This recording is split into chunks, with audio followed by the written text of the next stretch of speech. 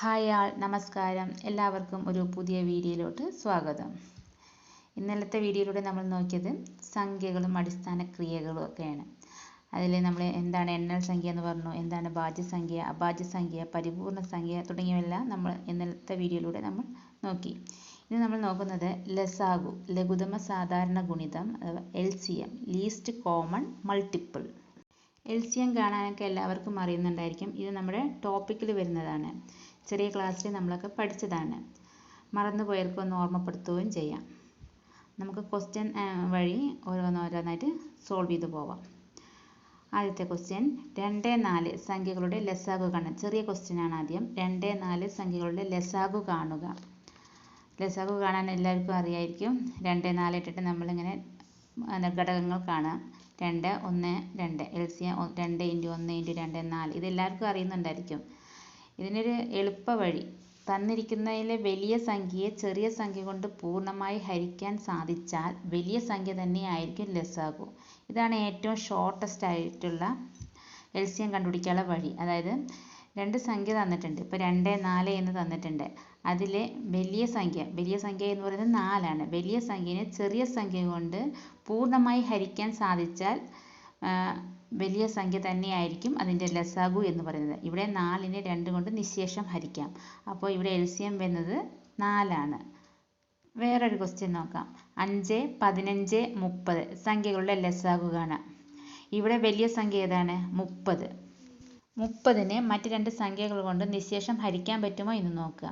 30നെ 15 കൊണ്ട് 15, 30. അപ്പോൾ നിശേഷം ഹരിക്കാം. അതുപോലെ 5 കൊണ്ട് 30നെ നിശേഷം ഹരിക്കാം. അപ്പോൾ ഇതിൻ്റെ ലസാഗു എന്ന് പറയുന്നത് 30 ആണ്. അതല്ലെങ്കിൽ മറ്റേ സ്കൂളിൽ പഠിച്ച പോലെ നമുക്കിങ്ങനെ ഘടകങ്ങൾ കണ്ടിട്ടും LCM കാണാം. അപ്പോൾ ആൻസർ LCM എന്ന് പറയുന്നത് 30 ആണ്.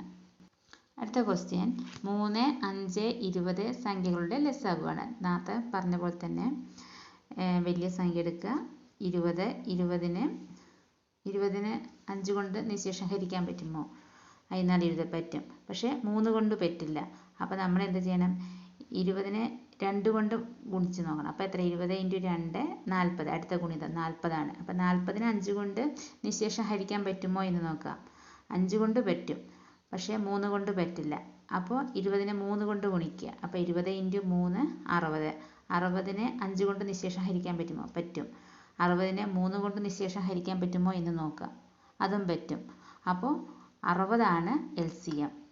അപ്പോൾ അല്ലെങ്കിൽ മറ്റേ ഘടകങ്ങൾ കണ്ടിട്ട് LCM കാണാം. എന്തായാലും LCM 60 ആണ്. അപ്പോൾ ലസാഗു കാണാനുള്ള ഷോർട്ടസ്റ്റ് വഴി എന്ന് പറയുന്നത് തന്നിരിക്കുന്നതിലെ വലിയ സംഖ്യയെ ചെറിയ സംഖ്യ കൊണ്ട് പൂർണ്ണമായി ഹരിക്കാൻ സാധിച്ചാൽ വലിയ സംഖ്യ തന്നെയായിരിക്കും ലസാഗു. ഇനി അഥവാ പറ്റിയില്ലെങ്കിൽ ഓരോന്നിൻ്റെയും ഗുണിതം കണ്ടിട്ട് രണ്ട് സംഖ്യകളും ആ ഗുണിതമായി നിശേഷം ഹരിക്കാൻ പറ്റിയാൽ ആ സംഖ്യയായിരിക്കും LCM. അടുത്ത ക്വസ്റ്റ്യൻ, 1.5, 2.5, 4.5 സംഖ്യകളുടെ ലസാഗു കാണുക. ദശാംശ സംഖ്യയാണ് തന്നിരിക്കുന്നത്. അവയുടെ ലസാഗു കാണാനാണ് പറഞ്ഞിരിക്കുന്നത്. അപ്പോൾ ദശാംശ സംഖ്യയാണെങ്കിൽ ദശാംശ സംഖ്യയെ 10 കൊണ്ട് ഗുണിച്ച്, ഇവിടെ 1.5 ആണ്, അതുകൊണ്ട് 10 കൊണ്ട് ഗുണിക്കണം. ചിലപ്പോൾ 100 കൊണ്ട് ഗുണിക്കേണ്ടി വരും. അപ്പോൾ നമുക്ക് ദശാംശ സംഖ്യയെ സാധാരണ സംഖ്യയാക്കി മാറ്റണം. ഇവിടെ 10 കൊണ്ട് ഗുണിക്കുമ്പോൾ സാധാരണ സംഖ്യയാവും. അപ്പോൾ 10 കൊണ്ട് ഗുണിക്കുമ്പോൾ 15, 25, 45 എന്ന് കിട്ടും. എന്നിട്ട് അതിൻ്റെ LCM കാണണം. LCM കാണുമ്പോൾ 225 കിട്ടും. അപ്പോൾ ആ 225നെ 10 കൊണ്ട് ഡിവൈഡ് ചെയ്താൽ നമുക്ക് ഇതിൻ്റെ ലസാഗു കിട്ടും. അപ്പോൾ ഇപ്പോൾ 100 കൊണ്ടാണ് നമ്മൾ ഗുണിച്ചിട്ടുണ്ടെങ്കിൽ 100 കൊണ്ട് ഡിവൈഡ് ചെയ്യണം. അങ്ങനെയാണ് ഇതിൻ്റെ ലസാഗു ആണ്. ഇങ്ങനെയുള്ള പ്രോബ്ലം സോൾവ് ചെയ്യുന്നത് അങ്ങനെയാണ്. 1.5, 2.5, 4.5 സംഖ്യയുടെ ലസാഗു എന്ന് പറയുന്നത് 22.5 ആണ്. അടുത്ത ക്വസ്റ്റ്യൻ, 2² × 3² × 5⁴.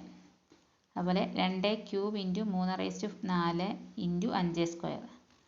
2⁴ × 3² × 5³ ലസാഗു ആണ്. ഈ സംഖ്യകളുടെ ലസാഗു കാണാം.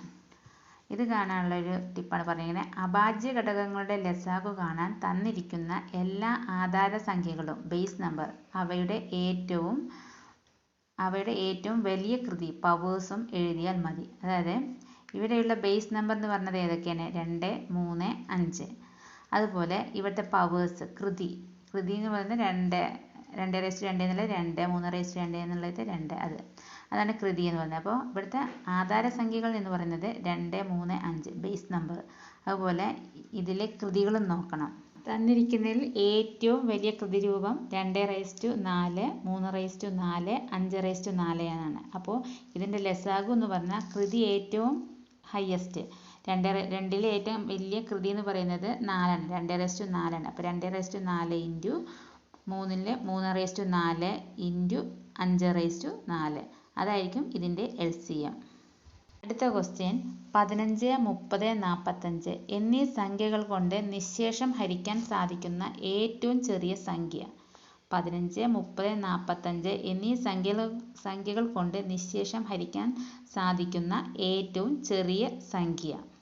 ക്വസ്റ്റ്യനിൽ LCM കണ്ടുപിടിക്കാനല്ല പറഞ്ഞിരിക്കുന്നത്, എന്നീ സംഖ്യകൾ കൊണ്ട് നിശ്ശേഷം ഹരിക്കാൻ സാധിക്കുന്ന ഏറ്റവും ചെറിയ സംഖ്യ. ഇങ്ങനെ ചോദിച്ചാലും ഇതിൻ്റെ LCM കാണുകയാണ് വേണ്ടത്. അപ്പോൾ 15, 30, 45ൻ്റെ LCM കാണുക. ഇതിൻ്റെ LCM 90 ആണ്. അപ്പോൾ ഈ സംഖ്യകളെ കൊണ്ട് നിശ്ശേഷം ഹരിക്കാൻ സാധിക്കുന്ന ഏറ്റവും ചെറിയ സംഖ്യ എന്ന് പറയുന്നത് 90 ആണ്. 8, 12, 24 എന്നീ സംഖ്യകൾ കൊണ്ട് ഹരിക്കുമ്പോൾ 3 ശിഷ്ടം വരുന്ന ഏറ്റവും ചെറിയ സംഖ്യ. ഇതിൽ LCM കണ്ടുപിടിക്കാനൊന്നും പറഞ്ഞിട്ടില്ല. പക്ഷേ ഇങ്ങനെയുള്ള പ്രോബ്ലംസ് വരുമ്പോൾ നമ്മളത് LCMമായി ബന്ധപ്പെട്ട പ്രോബ്ലം ആണോ എന്ന് ആദ്യം ഐഡൻറ്റിഫൈ ചെയ്യണം. അപ്പോഴാണ് നമുക്ക് ചെയ്യാൻ പറ്റും.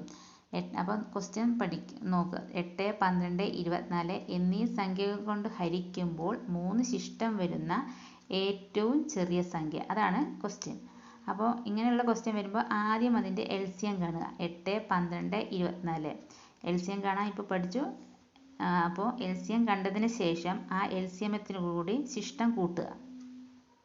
8, 12, 24 എന്നീ സംഖ്യകളെ LCM കണ്ടു നോക്കിയപ്പോൾ നമുക്ക് കിട്ടിയത് 24 ആണ്. ആ 24നോട് കൂടി ശിഷ്ടം ഇവിടെ എത്ര പറഞ്ഞിരിക്കുന്നത് 3, അത് കൂട്ടുക. അപ്പോൾ 24 + 3 27.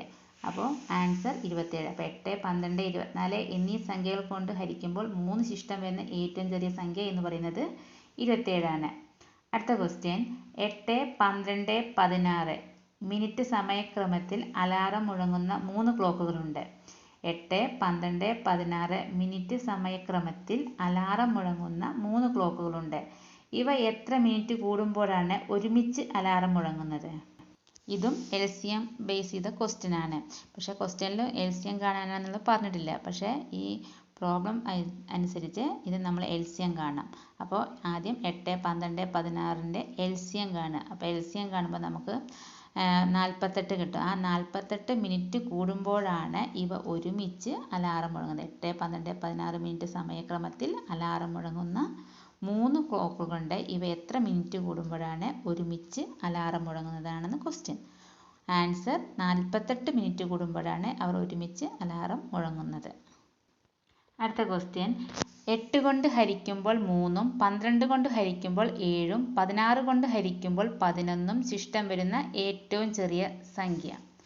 ക്വസ്റ്റ്യൻ 8 കൊണ്ട് ഹരിക്കുമ്പോൾ 3ഉം 12 കൊണ്ട് ഹരിക്കുമ്പോൾ 7ഉം 16 കൊണ്ട് ഹരിക്കുമ്പോൾ 11ഉം ശിഷ്ടം വരുന്ന ഏറ്റവും ചെറിയ സംഖ്യ.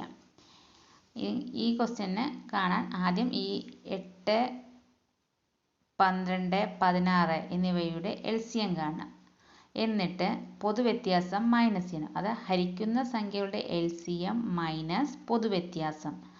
പൊതുവ്യത്യാസം മീൻസ് 8 കൊണ്ട് ഹരിക്കുമ്പോൾ 3. അപ്പോൾ 8 - 3 എത്രയാണ്? 5. അതുപോലെ 12 - 7 5, 16 - 11. പൊതുവ്യത്യാസം 5 ആണ്.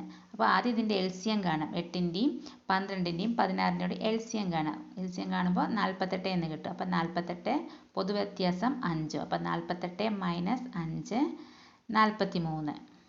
അപ്പോൾ ആൻസർ 43.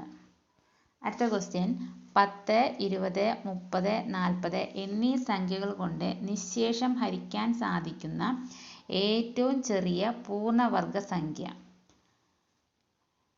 10, 20, 30, 40 എന്നീ സംഖ്യകൾ കൊണ്ട് നിശ്ശേഷം ഹരിക്കാൻ സാധിക്കുന്ന ഏറ്റവും ചെറിയ പൂർണ്ണവർഗ സംഖ്യയാണ് ചോദിച്ചിരിക്കുന്നത്. അപ്പം നമ്മൾ അതിൻ്റെ ഘടകങ്ങളാണ് ആദ്യം കാണേണ്ടത്. LCM നമ്മൾ കാണുന്ന പഴയ രീതിയിലുള്ള സ്കൂളിൽ പഠിച്ച രീതി പോലെ ഘടകങ്ങൾ കാണുക. 10, 20, 30, 40. അപ്പം അങ്ങനെ ഘടകങ്ങൾ കിട്ടുമ്പോൾ 10 × 2 × 2 × 3 എന്ന് കിട്ടും. പൂർണ്ണവർഗ സംഖ്യ കണ്ടെത്താൻ ഓരോ സംഖ്യയെയും ഒരു ജോഡി വീതമാക്കണം. വർഗ്ഗസംഖ്യ പറഞ്ഞാൽ അറിയാലോ, 2, 4, 4, 9, 16 ഇതൊക്കെയാണ് പൂർണ്ണവർഗ്ഗസംഖ്യ. ഇങ്ങനെ കിട്ടണമെങ്കിൽ പൂർണ്ണവർഗ്ഗസംഖ്യ കണ്ടെത്താൻ ഓരോ സംഖ്യയും ഒരു ജോഡി വീതമാക്കണം. അപ്പോൾ ഇവിടെ 10 × 2 × 2 × 3 എന്നാണ്. ഇപ്പോൾ തന്നിരിക്കുന്നതിൽ 10ൽ ഒരു ഘടകമുള്ളൂ. അപ്പോൾ 10 × 10 എണ്ണം. പിന്നെ 2 × 2 ഇവിടെ ഉണ്ട്, പക്ഷേ 3 ഒരെണ്ണേ ഉള്ളൂ. അപ്പം 3 × 3. 10 × 10 എന്ന് പറഞ്ഞാൽ 100. 2 × 2 എന്ന് പറഞ്ഞാൽ 4. 3 × 3 9. അപ്പോൾ അവ മൾട്ടിപ്ലൈ ചെയ്യുക. അപ്പോൾ ആൻസർ 3600. ഇങ്ങനെ ഒരു പ്രോബ്ലം കിട്ടിയാൽ നമ്മൾ ആദ്യം അതിൻ്റെ LCM കണ്ടുപിടിക്കുക. അത് മൾട്ടിപ്ലൈ ചെയ്യുന്നതിന് മുന്നേ അതിനെ ഒരു ജോഡിയാക്കി വെക്കണം. അപ്പോൾ ഇവിടെ 10 എന്ന് പറഞ്ഞാൽ ഒന്നേ ഉള്ളൂ. അപ്പോൾ 10 × 10 2 രണ്ടെണ്ണം ഉണ്ട്. അപ്പോൾ 2 × 2 മതി. 3 ഇവിടെ ഒരെണ്ണേ ഉള്ളൂ. അപ്പോൾ 3 × 3. എന്നിട്ട് അവ മൾട്ടിപ്ലൈ ചെയ്ത് എഴുതുക. അപ്പോൾ അതായിരിക്കും അതിൻ്റെ ആൻസർ. അടുത്ത ക്വസ്റ്റ്യൻ 1/2, 2/3, 3/4 ഇവയുടെ ലസാഗു കാണുക. ഇവിടെ ലസാഗു കാണാനുള്ള ഭിന്നസംഖ്യയുടെ LCM കാണാനുള്ള ഇക്വേഷൻ എന്ന് പറയുന്നത് അംശങ്ങളുടെ ലസാഗു ബൈ ഛേദങ്ങളുടെ ലസാഗു. അംശം എന്ന് പറഞ്ഞാൽ 1, 2, 3, ഛേദം 2, 3, 4. ഇതൊക്കെ എല്ലാവർക്കും അറിയില്ലേ. ഇതിൻ്റെ അംശങ്ങളുടെ ലസാഗു ബൈ ഛേദങ്ങളുടെ ഉസാഗ. ഉസാഗ കാണാൻ അടുത്ത ക്ലാസ്സിൽ നമുക്ക് നോക്കാം. അംശങ്ങളുടെ ലസാഗു എന്ന് പറയുന്നത് 1, 2, 3.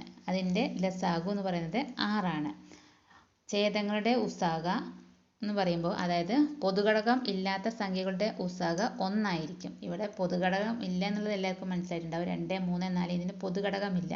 അപ്പോൾ അതിൻ്റെ ഉസാഗ 1 ആണ്. അപ്പോൾ LCM = 6/1 6. 6 ഇതിൻ്റെ LCM. 2 പ്രീവിയസ് ക്വസ്റ്റ്യൻ ആണ് താഴെ പറഞ്ഞിരിക്കുന്നത്. LGSന് ചോദിച്ച ക്വസ്റ്റ്യൻസ് ആണ്. 5, 10, 12 എന്നീ സംഖ്യകളുടെ ലസാഗു എത്ര? ആൻസർ 60. അടുത്തത് 24, 32, 16 എന്നീ സംഖ്യകളുടെ ലസാഗു കാണുക. ലസാഗു 96. പ്രോബ്ലംസ് എപ്പോഴും നമ്മൾ ചെയ്ത് തന്നെ പഠിക്കണം, വായിച്ച് പഠിച്ചിട്ട് കാര്യമില്ല. LCM ബേസ്ഡ് കുറച്ച് പ്രോബ്ലംസ്, കുറച്ച് മോഡൽസ് ആണ് ഞാൻ പറഞ്ഞത്. ഇങ്ങനെ പറഞ്ഞിട്ട് മനസ്സിലാവുണ്ടോ എന്നറിയില്ല. എന്തെങ്കിലും ഉണ്ടെങ്കിൽ കമൻറ്റ് ചെയ്യാം. നാളെ മറ്റൊരു വീഡിയോയുമായി വീണ്ടും വരാം. Thank you for watching my video.